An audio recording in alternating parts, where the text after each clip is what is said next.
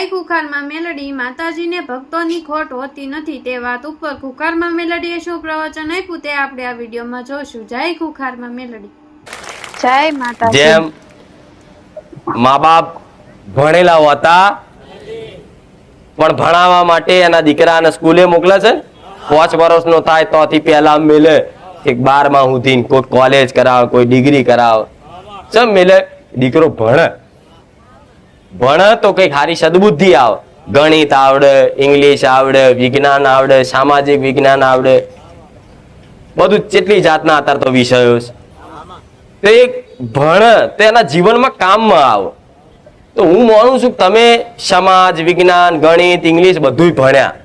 કોઈ 5 ધોરણ કર્યું, કોઈ 10 કર્યું, કોઈ 11 કર્યું, કોઈ 12 કર્યું, કોઈ કોલેજ કરી. ભણ્યા ને આજ વાંચતા લખતા તો આવડે જ છે.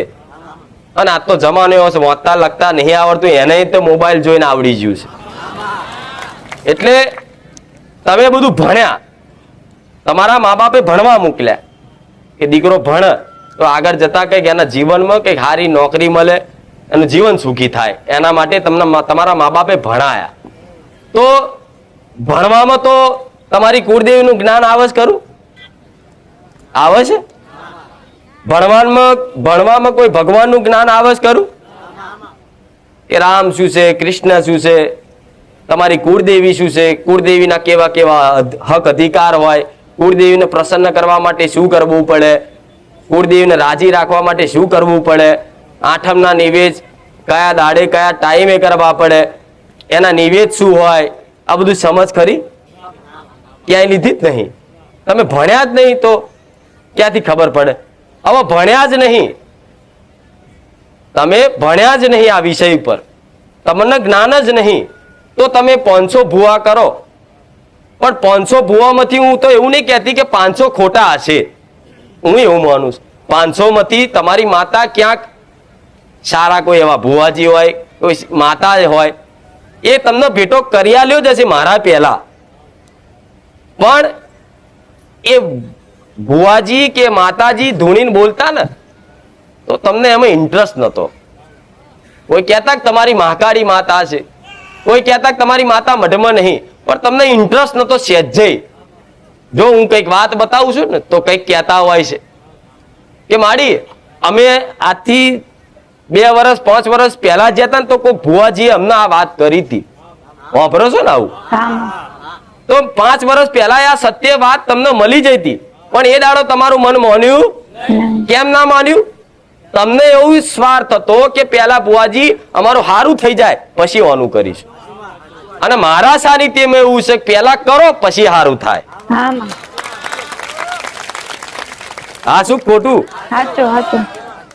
બધી જગ્યાએ એવું હોય કે તમે આ તમારું કામ થઈ જાય, તમારા દીકરાનો સંબંધ થઈ જાય, લગ્ન થઈ જાય, પછી આ ઝોપડી માતાનો જે તે વ્યવહાર હોય, ન્યાય હોય એ કરવાનો. એવો વચને બોધ તમને અને 12 મૂળો લટકાવે.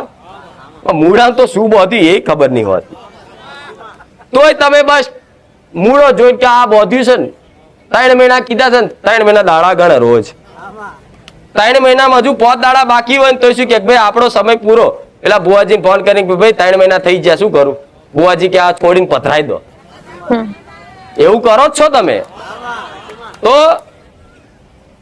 એની એ જ વાત હું બતાવું છું, એની એ જ વાત હું બહુચર, હું સોલંકી પેઢીની ઉગતાની મેલડી બતાવું. મારા મેલડી ના રામ રામ ખૂબ આશીર્વાદ. એની એ જ વાત હું સોલંકી પેઢીની, હું બહુચર ના ખાતાની, હું રોમ વાળી ઉગતા પોરની ખુખાર મેલડી બતાવું છું. આવું વાત પણ એની વાતમાં તમને દાડા ગણતા હતા. ચમ મૂળો શેનો બોધ્યો છે એ વાતમાં તમને સહેજે ઇન્ટરેસ્ટ? તમને તો ખારું થવું જોઈએ. પણ પેલા ભુવાજી કોઈ બાપડો હોય સાચો માણસ, તો એને આખી રાત બેહી અને ભેણ વધાવા કરીને કોઈ વાત ખોરી હોય, અને એની માતાએ તમારું કોઈ પરિશ્રમ રવિવાર ભરેલું હોય તો એની માતા દરેક ભૂવો ગોડો હોય જેવો હોય એવો, પણ એક વખત તો સાચો સંદેશો તમને હાલ જ. ભૂવો ગમે તેવો લોભી રહ્યો છતાંય તે એની માતા તો સતવારી હોય કે નહીં? તમે ભુવાજી કોઈ જોઈને જતા તમે મારા દીકરાને જોઈને આવો છો? નહીં માં. તમે ડાયરેક્ટ મને માતાને જોવો છો. એટલે કોઈ પણ બુવાજી કોઈ પણ જગ્યાએ તમે જતા હોય, બુવાને ભલે તમારા પ્રત્યે સ્વાર્થ હતો, પણ તમે રવિવાર ભર્યા છે, પરિશ્રમ કર્યું છે, તો એ માતાની ફરજ છે તમને સાચો માર્ગ બતાવવું, જે તે નડતર રૂપ હોય એ બતાવવું એની ફરજ છે. પણ ભુવાની અંદર સમજ ઓછી હતી એટલે તમને ટૂંકામ પતાવી દીધું ભાઈ કોઈ ઝોપડી માતા છે, તમને કોઈ ઝોપડી માતાનું દુઃખ છે એ તમને બતાવી દીધું. એટલે તમે હા ભુવાજી જે હોય એ ઝોપડી હોય મેરડી હોય સારું થઈ જશે. બહુ કે હો લો આ મૂળો વારીને મૂળો બોધીએ અને 3 મહિના સારું બને, કંઈક નવી વાત બને, કંઈક અજવાળું દેખાય તો મૂળો ખોલી અને આનો જે તે ન્યાય હશે એ કરવો એમ કરીને તમે આશા રાખો. પણ એ મૂળામાં શું બોધ્યું એ તમને ખબર હોય નહીં. તમને તો 3 મહિના દાડા જ ગણો. તો જે માતા તમારી પેઢીની હોય તમે એને અપનાવવા તૈયાર નહીં, એને માનવા તૈયાર નહીં, એની પૂજા પાઠ ભક્તિ કરવા તૈયાર નહીં, તો તમારી માં શું તમારી કોમવારી છે તો તમારું કોમ કરી આલે? નહીં માં. શું તમે એને માનશો તો જ જગત એને માનશે? અમુક ને કહેતા એને બેહવું હોય પૂજાવું હોય તો મારું આ કામ કરી આલે તો બેહાડું, નકર ના બેહાડું. તો માતા એમ કે તું શોની મોની જા, તારા જેવા પૂજવા વાળા તો હજારો ઉભા કરી દઉં હું માતા. હા માં. માતાને શું ભક્તોની ખોટ હોય? મારું કામ કરે તો એનો નારિયેળ આલુ મેલડી, નકર ના આલુ. અરે તું નહીં આલુ તો માતા તો હજારો ના કામ કરી લાવશે. જો આ હા માં. શું મને ભૂખ છે નારિયેળની? તો તમે આવા સોદા કર્યા, દેવ જોડે દેવને ઉલ્લુ બનાવ્યા તમે. કોઈ ભૂવો તો સાચો મળ્યો 500 માંથી 5 તો સાચા મળ્યા હશે કે નહીં? કે જેને સાચું માર્ગદર્શન બતાવ્યું હોય. કોઈ કઈક જગ્યાએ હોય, બધી જગ્યાએ પૈસા લેશે એવું નહીં હોતું. કઈક જગ્યાએ તમને સેવા ભાવથી જોયાલ્યું હોય. પણ એમણે કહો કે બાપડે સારું જ બતાવી દીધું હોય કે ભાઈ તમારે કોઈ સધી માતા જ છે. રામ કે સધી તો અમારા દાદા પૂજી રે ચોથી આવી, તો સધી એવું કે તું ચોથી આવ્યો સોનો મોનો? તું ચોથી આવ્યો? સધી એવું કે જોતો કે સધીને શું કે જોતો ખરા એના બાપનો દાદાનો દાદો મને પૂજવા લાયેલો ને એને પૂજીતી મને માતાને, અને એના આટલું રજવાડું મેં સધીએ આલ્યું, અને એ જ દીકરા એના જ વારસદાર મને એવું પૂછે કે તું સધી ચોથી આવી? પેલી ખીજાય કે નહીં માતા? હા માં. એટલે કોઈ એ મનાવવાની કોશિશ કરે, સપના આલે, અણસાર આલે, તમને સધીમાં પ્રત્યે મહાકાળીમાં પ્રત્યે ઓટોમેટિક લગાવ થાય. જેમ કે જો બધાને તમારા ઘેર કદાચ ઉગતાની મેલડી પૂજાતી હશે કે નહીં પૂજાતી હોવ, પણ જો તમારી પેઢીમાં તમારા વડવાઓએ કદાચ મને પૂજી હશે ને તમારા ખાતામાં કદાચ હું હોઈશ તો 100% એવું કહું છું તમને ઓટોમેટિક મારી ભક્તિનો નશો જાગ્યો હશે. રામ કેવું? તમારા ઘેર તમારા વડવાઓએ નહીં પૂજી હોય, તમારા ઘેર ખાલી મહાકાળી જ પૂજાતી હશે, ચામુંડા જ હશે, પણ જો તમે ગુજરાતના મૂળ વતની ગુજરાતના સ્થાયી અહીંના જ હશો તો આજે નહીં 5 પેઢી 6 પેઢી પહેલા તમારા વડવાઓએ મને ઉગતાની મેલડીને પૂજી હશે ને હશે જ. ચમ કુળનો દીવો રાજા કહેવાય.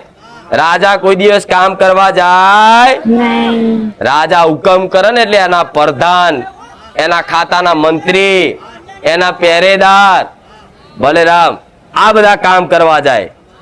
કોઈદાર રાજા કોઈદાર જાય તો તમારો કુળનો દીવો મહાકાળી માતા એ રાજા કહેવાય. તો ખાતામાં કદાચ મારા જેવી પ્રધાન હશે ને હશે તો હું મેલડી આવું બોલું છું. તો જ તમને ઓટોમેટિક ભક્તિ જાગે મેલડીના નામથી. આજ મેલડીનું નામ હોભરો, દાખલા હોભરો, ભજન હોભરો, કોઈ ગીત હોભરો, કોઈ માતાના મંદિરે કોઈ માતાની વાત હોભરો, વાર્તા હોભરો, તો ઓટોમેટિક તમારા રૂવાટા ઉભા થાય છે કે નહીં? થાય છે કે નહીં? ચાલો હું કહું બધા નહીં ધૂણતા હોય, પણ જે ધૂણતા નહીં ને જેના માતા કોઈ દાડ આવી નહીં પણ છતાંય તે જો કદાચ એના હૃદયમાં હું મેલડી બેઠી હોઈશ ને તો એના 100% મારું નામ લેવાથી રૂવાટા ઉભા થાય ને થાય 110% ખાલી મારા સાનિધ્યમાં આવવાથી જ હું બોલું કે રામ તો તરત કેવું લાગે છે કે નહીં? તો તોથી વિચાર લો, તમારા ખાતામાં મારા જેવી માતા હશે જ.